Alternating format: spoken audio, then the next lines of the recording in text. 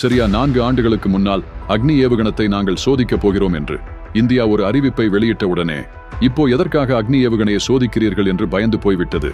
China India அணு ஆயுதம் சோதனை செய்யும் போது கூட ஒன்னும் சொல்லாத சைனா அக்னி என்ற பெயரை சொன்னவுடன் சைனா எதற்காக பயப்படுகிறது தெரியுமா?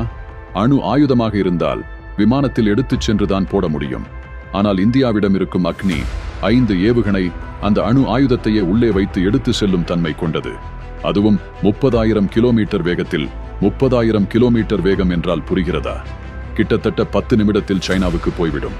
தயவு செய்து இந்த ஏவுகணை போகும் தூரத்தை மட்டும் அதிகப்படுத்திராதீர்கள் என்று அமெரிக்கா ஒரு பக்கம் பயப்படுகிறது. காரணம், அக்னி ஏவுகணை எந்த நாட்டிற்கு போகிறதோ அந்த நாடே அழிந்துவிடும் என்பது அமெரிக்காவிற்கு தெரியும்.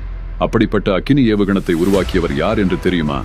உலகமே மிரண்டு போகும் அளவிற்கு ராக்கெட் இன்ஜினில் ஏவுகணத்தை தயாரித்து அதற்கு அக்னி என்று பெயர் வைத்தது ஏபிஜே அப்துல் கலாம் ஐயா. இதனை பற்றி நீங்கள் என்ன நினைக்கிறீர்கள் என்பதை கமெண்டில் கூறுங்கள். மற்றும் இதனை போன்ற தினம் ஒரு விஷயத்தை தெரிந்து கொள்ள எங்களை பின்தொடருங்கள்.